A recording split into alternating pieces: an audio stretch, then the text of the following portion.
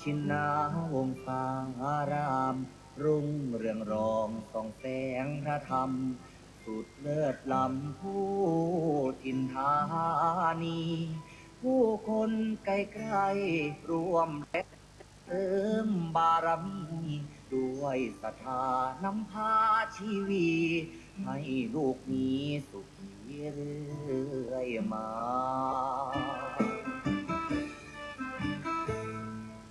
น้อมว่า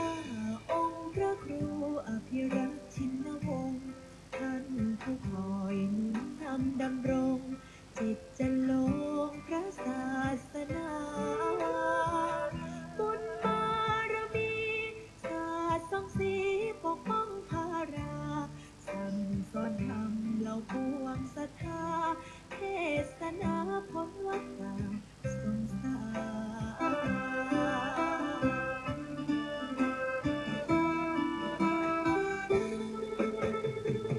พรราชันองค์มหาวชิราลงกรณ์ผู้ทรงเป็นมิ่งมาหิศรคุณบอนคุ้มครอบเพศพันธ์ในวโรกาสราชาพิเศษกทะเลิงทวันสร้างอารามงดงามตระการถวายองค์ท่านเป็นราชกุศล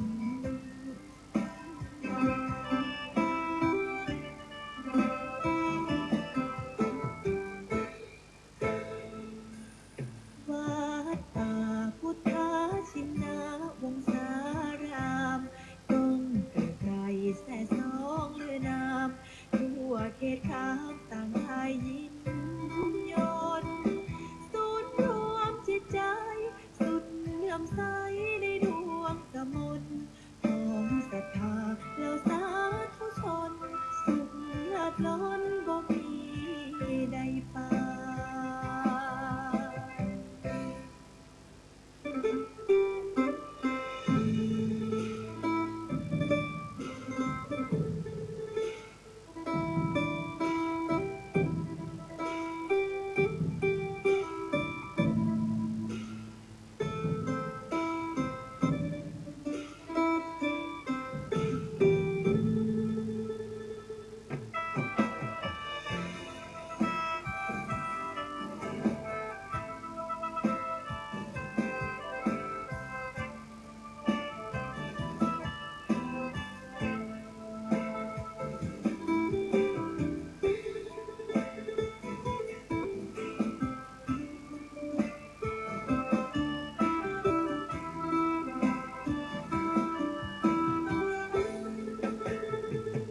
จอมราชันองค์มหาวชิราลงกรณ์ผู้ทรงเป็นมิ่งมาหิศรคุณบอนคุ้มครอบเพศพันธ์ในวโรกาสราชาพิเศษกทะเลิงทวันจึงสร้างอารามงดงามตระการถวายองค์ท่านเป็นราชกุศล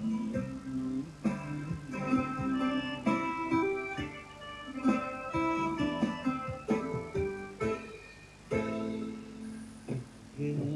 การอันมงคลของชนสังวรขอวันพาประมุดน้อมก่อนกราบวิงวอนอ้อนอธิษฐานพระบารมีรุ่งเรืองสีนั้นจงบันดาลสิ่งศักดิ์สิทธิ์ทั่วถิ่นสถานโปรดช่วยประทาน โลกนั้น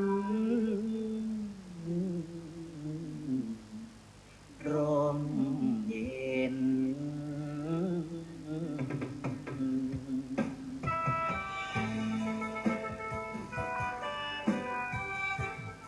ขอความนอบน้อมในพระรัตนตรัยอันมีคุณพระพุทธคุณพระธรรมคุณพระสงฆ์ขอถวายความอาลัยในหลวงพ่อเจ้าประคุณสมเด็จพระพุทธชินวงศ์องค์อดีตเจ้าวาดวัดพิชยญาติการามขอ และถวายความเคารพในพระมหาเถรานุเถระเพื่อนกัลยาณมิตรเพื่อนกัลยาณธรรมทุกรูปทุกท่านขอความสุขความสวัสดีจงบังเกิดมีแก่ญาติโยมญาติธรรมโลกหลานหม่นมหาจักรพรรดิทุกท่านทุกคนที่ได้มาพร้อมจิตตั้งใจในการสวดมนต์และก็ขออนุโมทนาเอาละต่อจากนี้ขอให้พวกเราพร้อมจิตตั้งใจสวดมนต์ในวันนี้ได้พร้อมเพรียงกันพุทธังชีวิตังเมปุเชมิธัมมังชีวิตังเมปุเชมิสังฆังชีวิตังเมปุเชมิพุทธังวันทามิธัมมังวันทามิสังฆังวันทามิคูปัญชาอาจาริยคุณังวันทามิมาตาปิตุคุณังวันทามิภัตไตรสิกขาคุณังวันทามินะโมตัสสะภะคะวะโตอะระหะโตสัมมาสัมพุทธัสสะนะโมตัสสะภะคะวะโตอะระหะโตสัมมาสัมพุทธัสสะนะโมตัสสะภะคะวะโตอะระหะโตสัมมาสัมพุทธัสสะพุทธังสรณังคัจฉามิธัมมังสรณังคัจฉามิสังฆังสรณังคัจฉามิทุติยมปิพุทธังสรณังคัจฉามิทุติยมปิธัมมังสรณังคัจฉามิทุติยมปิสังฆังสรณังคัจฉามิตติยมปิพุทธังสรณังคัจฉามิตติยมปิธัมมังสรณังคัจฉามิตติยมปิสังฆังสรณังคัจฉามิปานาติปาตาเวรมณีสิกขาปะทังสมาธิยามิอาทินนาทานาเวรมณีสิกขาปะทังสมาธิยามิกาเมสุมิจฉาจาราเวรมณีสิกขาปะทังสมาธิยามิโมสาวาทาเวรมณีสิกขาปะทังสมาธิยามิสุราเมรยามัชฌาปมาทฐานาเวรมณีสิกขาปะทังสมาธิยามิอิมานิปัญจสิกขาปะทา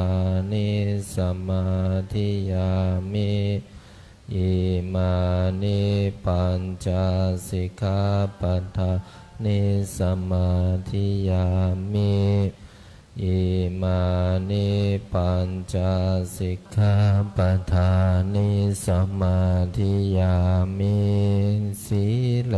นะสุขติงยันติสีเลนะโภคสัมปทาสีเรนะนิพุติงยันติตัสมามิโสทะเยนะโมตัสสะภะคะวะโตอะระหะโต สัมมาสัมพุทธัสสะนะโมตัสสะภะคะวะโตอะระหะโตสัมมาสัมพุทธัสสะนะโมตัสสะภะคะวะโตอะระหะโตสัมมาสัมพุทธัสสะพุทธังอาราธนานังกโรมิธัมมังอาราธนานังกโร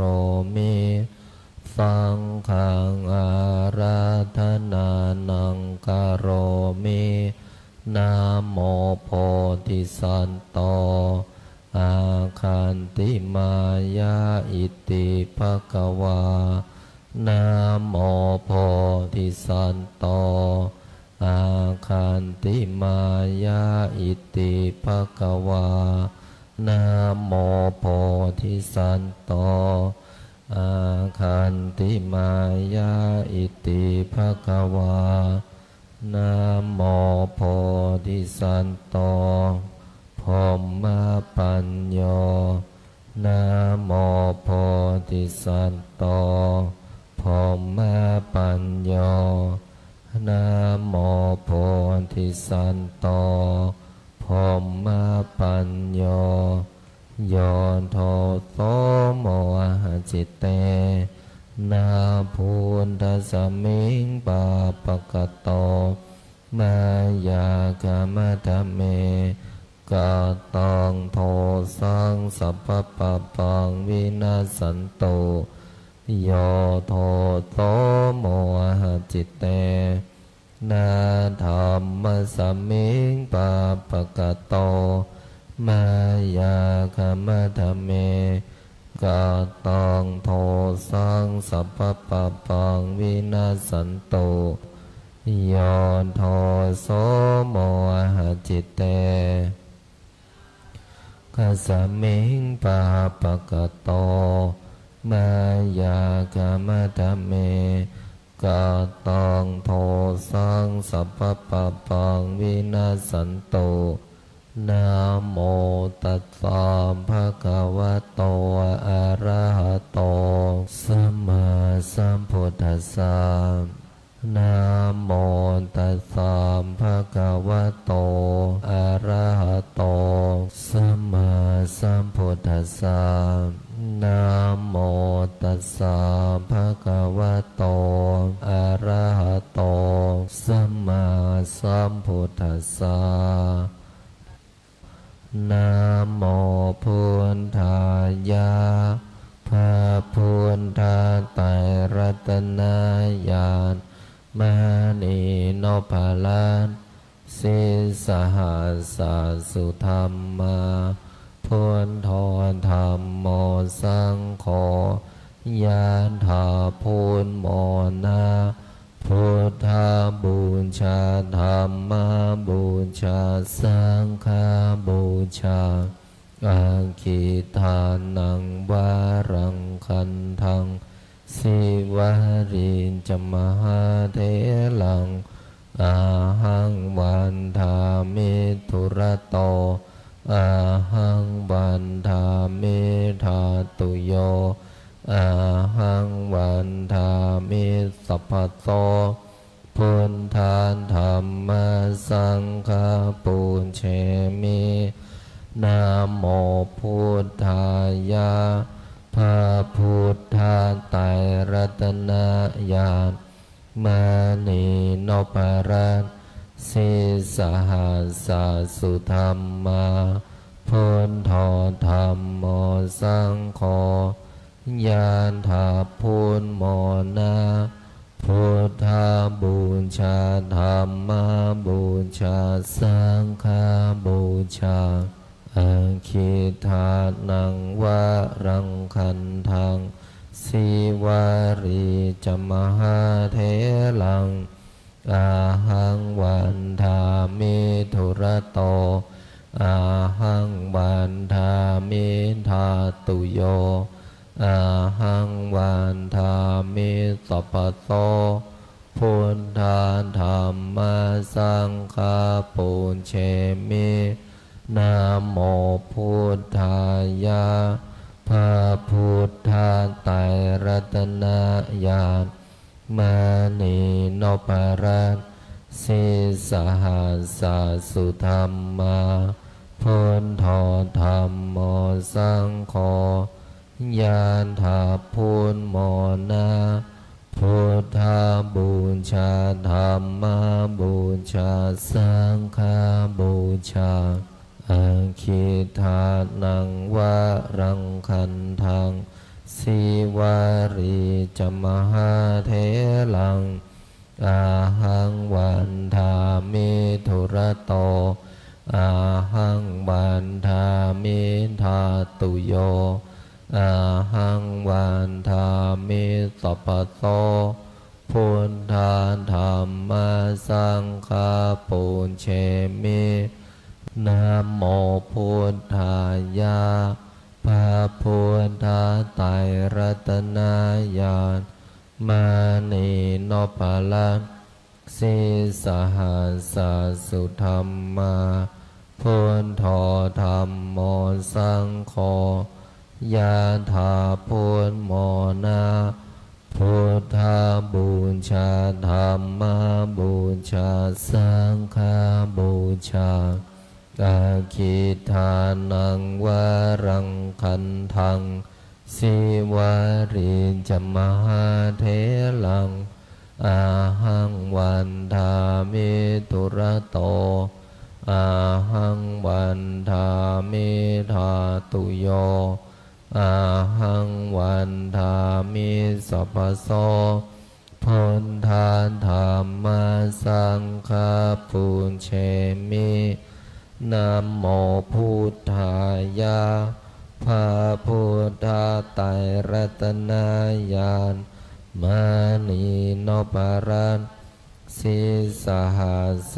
สุธรรมาพุทโธธรรมโมสังโฆยานถาพุทโมนา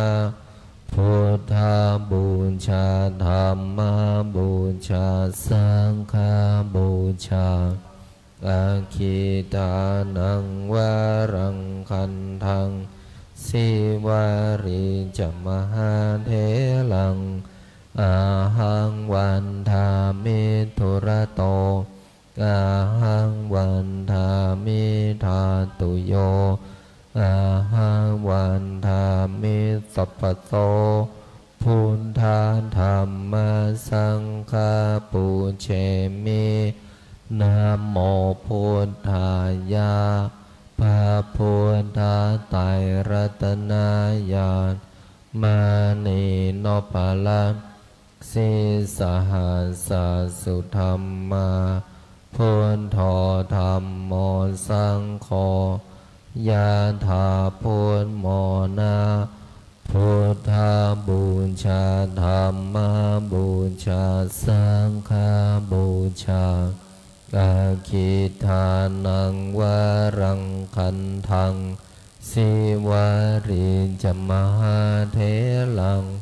อาหังวันทามิธุระโตอาหังวันทามิธาตุโย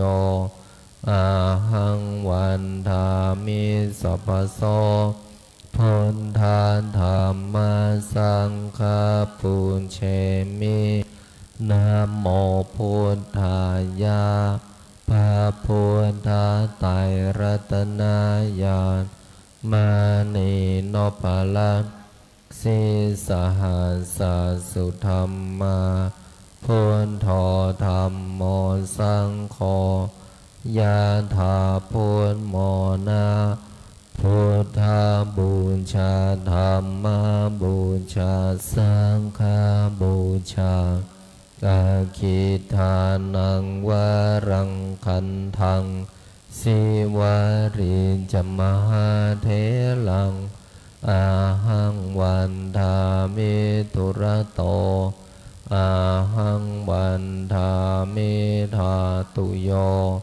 อาหังวันทามิสัพพโสพุทธาธรรมสังฆาปุญเชมิ นะโมพุทธายะพระพุทธไตรรัตนญาณมานีโนภลังสิสหัสสุธรรมาพุทโธธรรมโมสังโฆยะถาพุทโมนาพุทธบูชาธรรมบูชาสังฆบูชาอาคิทานังวรังคันทังสิวาริจมหาเถลังอาหังวันทามิตุระโตอาหังวันทามิธาตุโยอาหังวันทามิสัพพโสพุทธาธรรมสังฆปุญเชมินะโมพุทธายะพระพุทธไตรรัตนญาณมานีโนภลังสิสหัสสุธรรมาพุทโธธรรมโมสังโฆยะถาพุทโมนาพุทธบูชาธรรมบูชาสังฆบูชาอาคิทานังวรังคันทังสิวาริจมหาเถลังอาหังวันทามิตุระโตอาหังวันทามิธาตุโยอาหังวันทามิสัพพโสพุทธาธรรมสังฆปุญเชมินะโมพุทธายะพระพุทธไตรรัตนญาณมานีโนภลังสิสหัสสุธรรมาพุทโธธรรมโมสังโฆยะถาพุทโมนาพุทธบูชาธรรมบูชาสังฆบูชาอาคิทานังวรังคันทังสิวาริจมหาเถลังอาหังวันทามิตุระโตอาหังวันทามิธาตุโยอาหังวันทามิสัพพโสพุทธาธรรมสังฆปุญเชมินะโมพุทธายะพระพุทธไตรรัตนญาณมานีโนภลังสิสหัสสุธรรมาพุทโธธรรมโมสังโฆยะถาพุทโมนาพุทธบูชาธรรมบูชาสังฆบูชาอาคิทานังวรังคันทังสิวาริจมหาเถลังอาหังวันทามิตุระโตอาหังวันทามิธาตุโยอาหังวันทามิสัพพโสพุทธาธรรมสังฆปุญเชมินะโมพุทธายะพระพุทธไตรรัตนญาณมานีโนภลังสิสหัสสุธรรมาพุทโธธรรมโมสังโฆยะถาพุทโมนาพุทธบูชาธรรมบูชาสังฆบูชาอาคิทานังวรังคันทังสิวาริจมหาเถลังอาหังวันทามิตุระโตอาหังวันทามิธาตุโยอาหังวันทามิสัพพโสพุทธาธรรมสังฆปุญเชมิ นะโมพุทธายะพระพุทธไตรรัตนญาณมานีโนปะละสิสหัสสุธรรมาพุทโธธรรมโมสังโฆยะถาพุทโมนาพุทธบูชาธรรมบูชาสังฆบูชาอาคิทานังวรังคันทังสิวาริจมหาเถลังอาหังวันทามิตุระโตอาหังวันทามิธาตุโยอาหังวันทามิสัพพโสพุทธาธรรมสังฆปุญเชมินะโมพุทธายะพระพุทธไตรรัตนญาณมานีโนปะละสิสหัสสุธรรมาพุทโธธรรมโมสังโฆยะถาพุทโมนาพุทธบูชาธรรมบูชาสังฆบูชาอาคิทานังวรังคันทังสิวาริจมหาเถลังอาหังวันทามิตุระโตอาหังวันทามิธาตุโยอาหังวันทามิสัพพโสพุทธาธรรมสังฆปุญเชมินะโมพุทธายะพระพุทธไตรรัตนญาณมานีโนปะละ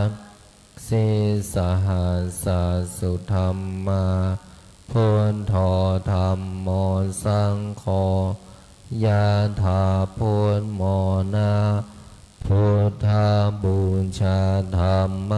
บูชาสังฆบูชาอาคิทานังวรังคันทัง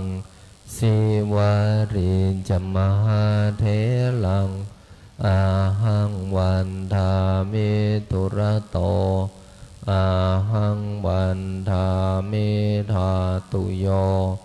อาหังวันทามิสัพพโสพุทธาธรรมสังฆปุญเชมินะโมพุทธายะพระพุทธไตรรัตนญาณมานีโนปะละสิสหัสสุธรรมาพุทโธธรรมโมสังโฆยะถาพุทโมนาพุทธบูชาธรรมบูชาสังฆบูชา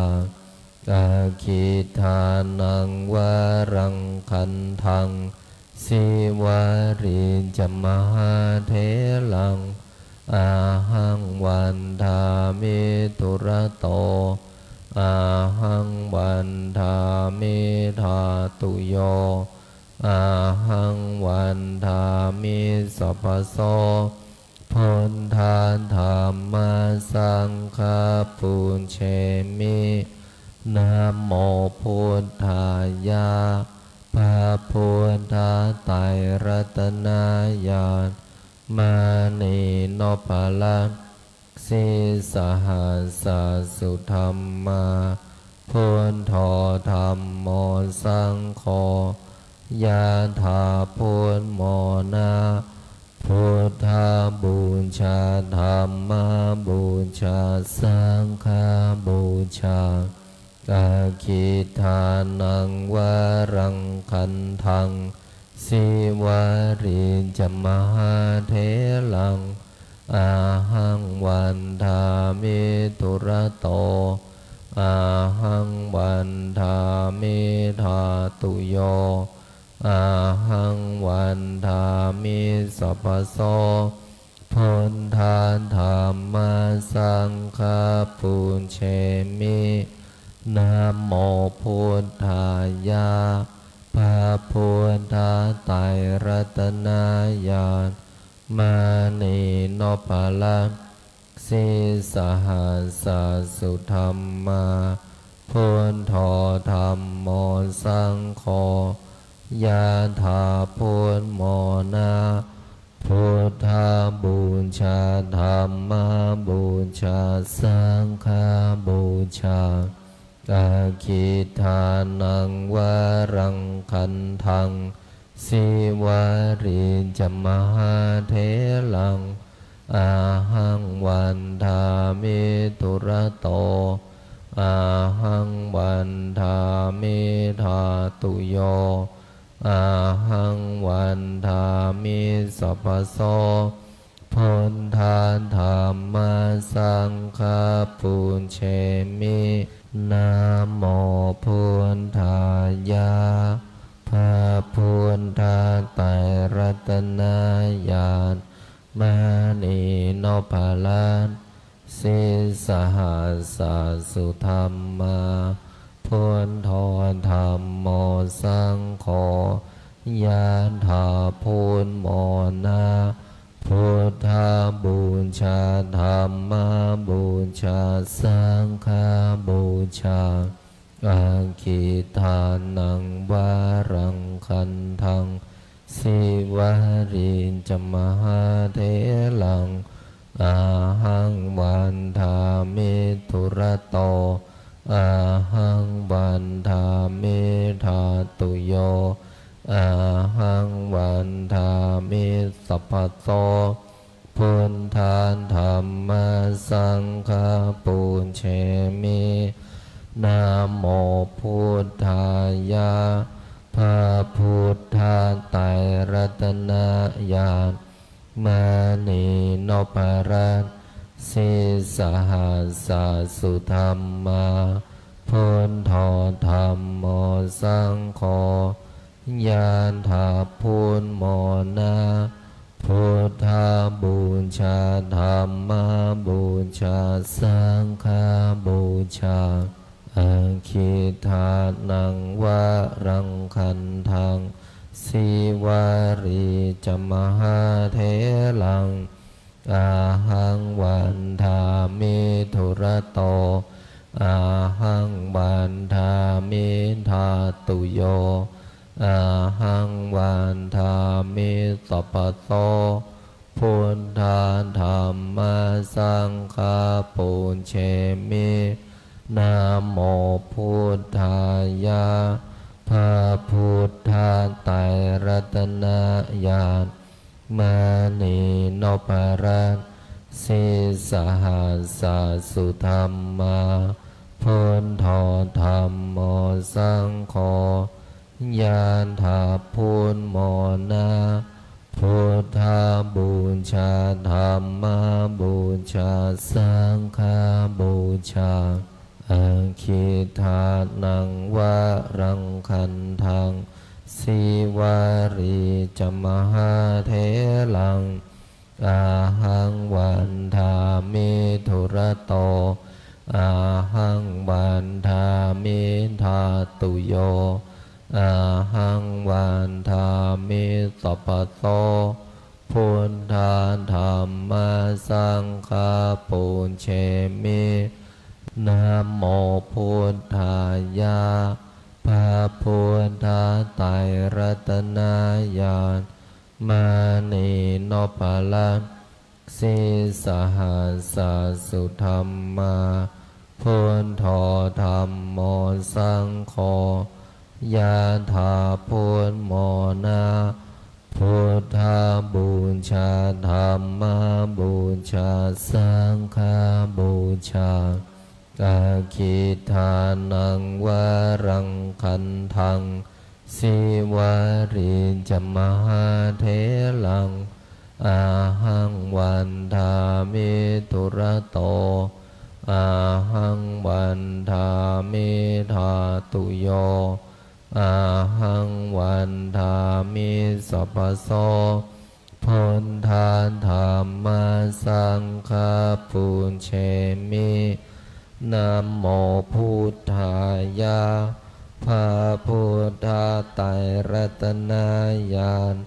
มานีนพรัตน์สิสหัสสุธรรมาพุทโธธรรมโมสังโฆยานถาพุทโมนาพุทธาบูชาธรรมบูชาสังฆบูชาอาคิทานังวารังคันทังสิวาริจมหาเถลังอาหังวันทามิทุระโตอาหังวันทามิทาตุโยอาหังวันทามิสัพพโตพุทธาธรรมสังฆาปุเชมินะโมพุทธายะพระพุทธไตรรัตนญาณมานีนพรัตน์สิสหัสสุธรรมาพุทโธธรรมโมสังโฆยะถาพุทโมนาพุทธาบูชาธรรมบูชาสังฆบูชาอาคิทานังวารังคันทังสิวาริจมหาเถลังอาหังวันทามิทุระโตอาหังวันทามิทาตุโยอาหังวันทามิสัพพโสพุทธาธรรมสังฆาปุเชมินะโมพุทธายะพระพุทธไตรรัตนญาณมานีนพรัตน์สิสหัสสุธรรมาพุทโธธรรมโมสังโฆยะถาพุทโมนาพุทธาบูชาธรรมบูชาสังฆบูชาอาคิทานังวารังคันทังสิวาริจมหาเถลังอาหังวันทามิทุระโตอาหังวันทามิทาตุโยอาหังวันทามิสัพพโสพุทธาธรรมสังฆาปุเชมินะโมพุทธายะพระพุทธไตรรัตนญาณมานีนพรัตน์สิสหัสสุธรรมาพุทโธธรรมโมสังโฆยะถาพุทโมนาพุทธาบูชาธรรมบูชาสังฆบูชาอาคิทานังวารังคันทังสิวาริจมหาเถลัง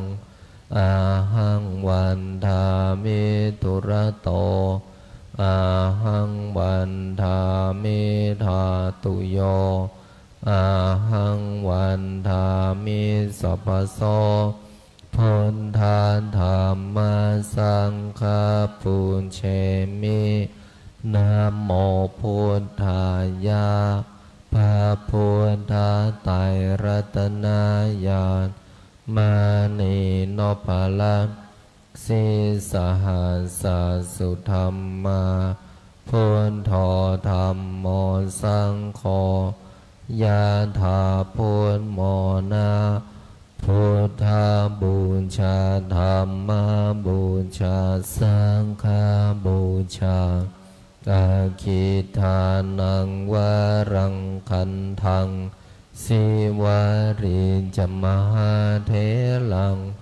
อาหังวันทามิทุระโตอาหังวันทามิทาตุโยอาหังวันทามิสัพพโส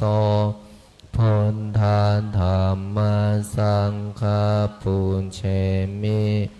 นะโมพุทธายะพระพุทธไตรรัตนญาณมานีโนปาลันสิสหัสสุธรรมาพุทโธธรรมโมสังโฆยะถาพุทโม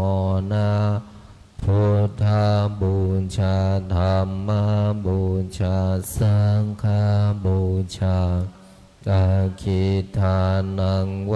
รังคันทังสิวาริจมหาเถลังอาหังวันทามิตุระโตอาหังวันทามิธาตุโยอาหังวันทามิสัพพโสพุทธาธรรมสังฆปุญเชมินะโมพุทธายะพระพุทธไตรรัตนญาณมานีโนปาลันสิสหัสสุธรรมาพุทโธธรรมโมสังโฆยะถาพุทโมนาพุทธบูชาธรรมบูชาสังฆบูชาอาคิทานังวรังคันทัง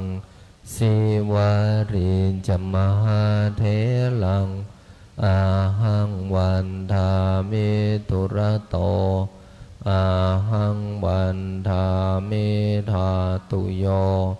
อาหังวันทามิสัพพโสพุทธาธรรมสังฆปุญเชมินะโมพุทธายะพระพุทธไตรรัตนญาณมานีโนปาลันสิสหัสสุธรรมาพุทโธธรรมโมสังโฆยะถาพุทโมนาพุทธบูชาธรรมบูชาสังฆ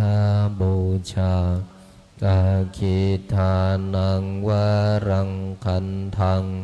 สิวาริจมหาเถลังอาหังวันทามิตุระโตอาหังวันทามิธาตุโยอาหังวันทามิสัพพโสพุทธาธรรมสังฆปุญเชมินะโมพุทธายะพระพุทธไตรรัตนญาณมานีโนปาลันสิสหัสสุธรรมาพุทโธธรรมโมสังโฆยะถาพุทโมนาพุทธบูชาธรรมบูชาสังฆบูชาอาคิทานังวรังคันทังสิวาริจมหาเถลังอาหังวันทามิตุระโตอาหังวันทามิธาตุโยอาหังวันทามิสัพพโสพุทธาธรรมสังฆปุญเชมินะโมพุทธายะพระพุทธไตรรัตนญาณมานีโนปาลันสิสหัสสุธรรมาพุทโธธรรมโมสังโฆยะถาพุทโมนาพุทธบูชาธรรมบูชาสังฆบูชาอาคิทานังวรังคันทังสิวาริจมหาเถลังอาหังวันทามิตุระโตอาหังวันทามิธาตุโย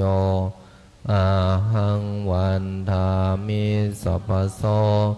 พุทธาธรรมสังฆปุญเชมิ นะโมพุทธายะพระพุทธไตรรัตนญาณมานีโนปาลังสิสหัสสุธรรมาพุทโธธรรมโมสังโฆ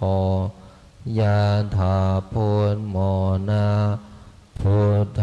บูชาธรรมบูชาสังฆบูชาอาคิทานังวรังคันทังสิวาริจมหาเถลังอาหังวันทามิตุระโตอาหังวันทามิธาตุโยอาหังวันทามิสัพพโสพุทธาธรรมสังฆปุญเชมินะโมพุทธายะพระพุทธไตรรัตนญาณมานีโนปาลังสิสหัสสุธรรมาพุทโธธรรมโมสังโฆยะถาพุทโมนาพุทธบูชาธรรมบูชาสังฆบูชาอาคิทานังวรังคันทังสิวาริจมหาเถลังอาหังวันทามิตุระโตอาหังวันทามิธาตุโยอาหังวันทามิสัพพโสพุทธาธรรมสังฆปุญเชมินะโมพุทธายะพระพุทธไตรรัตนญาณมานีโนปาลังสิสหัสสุธรรมาพุทโธธรรมโมสังโฆยะถาพุทโมนาพุทธบูชาธรรมบูชาสังฆบูชาอาคิทานังวรังคันทังสิวาริจมหาเถลังอาหังวันทามิตุระโตอาหังวันทามิธาตุโยอาหังวันทามิสัพพโสพุทธาธรรมสังฆปุญเชมินะโมพุทธายะพระพุทธไตรรัตนญาณมานีโนปาลังสิสหัสสุธรรมาพุทโธธรรมโมสังโฆยะถาพุทโมนาพุทธบูชาธรรมบูชาสังฆบูชาอาคิทานังวรังคันทังสิวาริจมหาเถลังอาหังวันทามิตุระโตอาหังวันทามิธาตุโยอาหังวันทามิสัพพโสพุทธาธรรมสังฆปุญเชมินะโมพุทธายะพระพุทธไตรรัตนญาณมานีโนปาลังสิสหัสสุธรรมาพุทโธธรรมโมสังโฆยะถาพุทโมนาพุทธบูชาธรรมบูชาสังฆบูชาอาคิทานังวรังคันทังสิวาริจมหาเถลังอาหังวันทามิตุระโตอาหังวันทามิธาตุโยอาหังวันทามิสัพพโสพุทธาธรรมสังฆปุญเชมินะโม พุทธายาพระพุทธไตรรัตนญาณมานีนพรัตน์สิสหัสสสุธรรมาพุทโธธัมโมสังโฆญาณถาพุทโมนาพุทธาบูชาธรรมบูชาสังฆบูชาอาคิทานังวะรังคันทังสิวารีจมหาเทลังอาหังวันทามิธุระโตอาหังวันทามิทาตุโยอาหังวันทามิสัพพโตพุทธาธรรมสังฆาปุญเชมินะโมพุทธายาพระพุทธไตรรัตนญาณมานีนพรัตน์สิสหัสสสุธรรมาพุทโธธัมโมสังโฆญาณถาพุทโมนาพุทธาบูชาธรรมบูชาสังฆบูชาอาคิทานังวะรังคันทังสิวารีจมหาเทลัง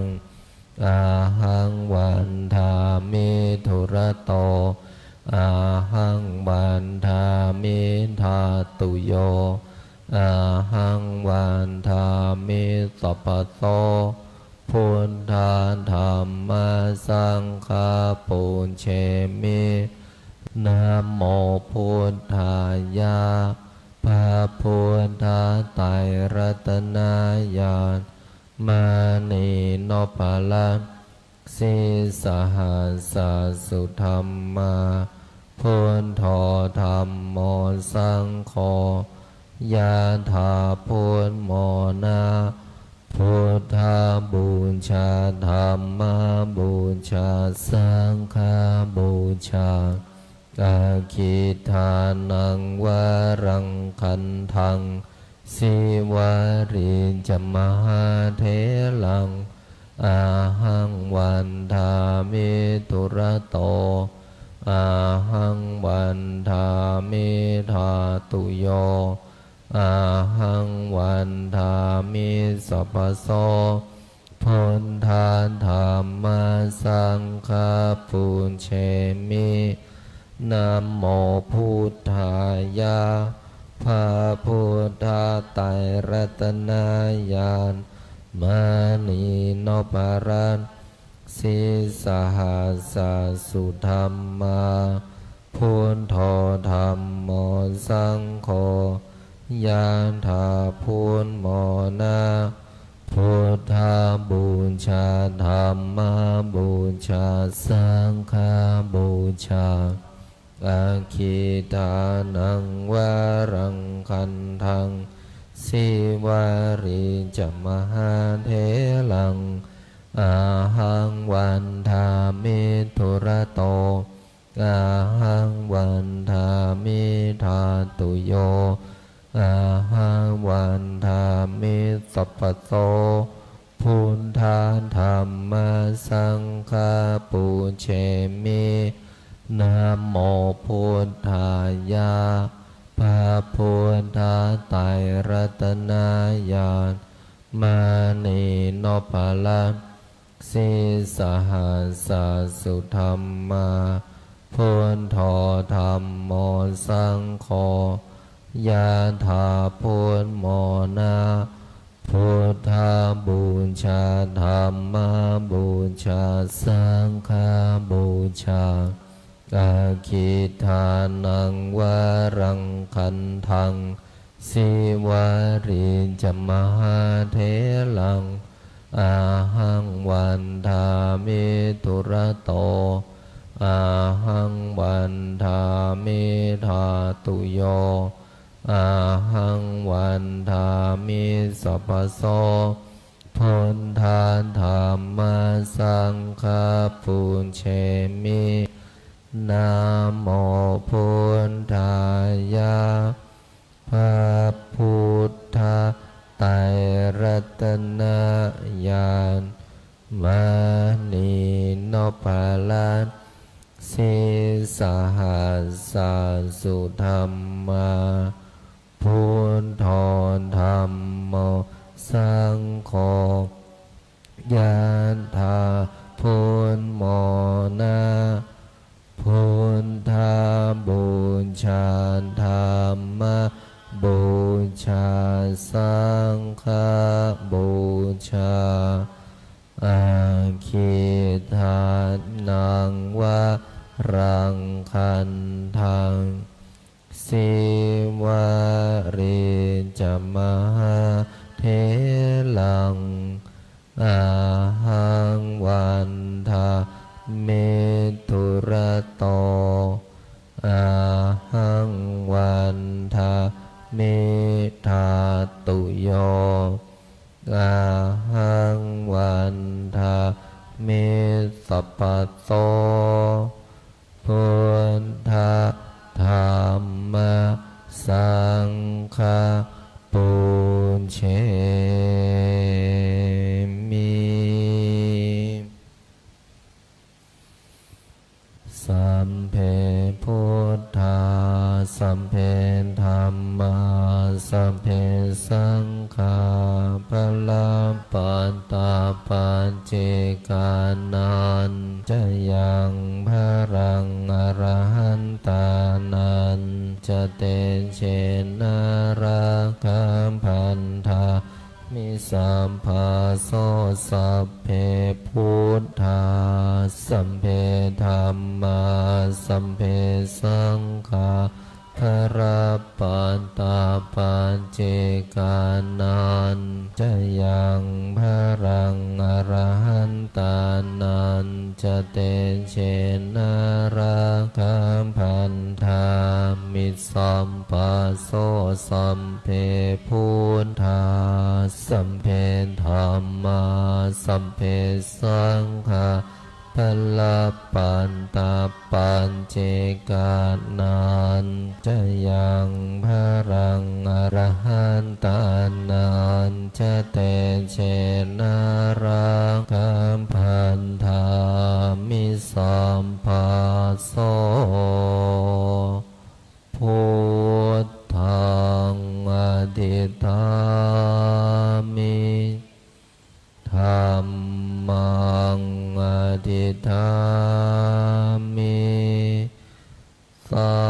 งฆังอธิฐามิขออำนาจบุญกุศลที่เกิดจากการสวดมนต์บทมหาจักรพรรดิบุญใดกุศลใดที่สำเร็จแล้วจงประสิทธิประทานพรให้ลูกหลานมนต์มหาจักรพรรดิทุกท่านทุกคนจงมีแต่ความสุขความเจริญนึกคิดทำปรารถนาสิ่งใดขอให้สิ่งนั้นพันสำเร็จสมความปรารถนาทุกประการอีกทั้งขอให้ทุกคนอย่าอดอย่าอยากอย่ายากอย่าจนให้มั่งให้มีให้ร่ำให้รวยมีเงินมีทองเหลือกินเหลือเก็บเหลือใช้มีสุขภาพร่างกายที่แข็งแรงมีอายุขัยที่ยืนยาวถึง100 ปีทุกท่านทุกคนเทินขออนุโมทนากราบลาพระรัตนตรัยได้พร้อมเพียงกัน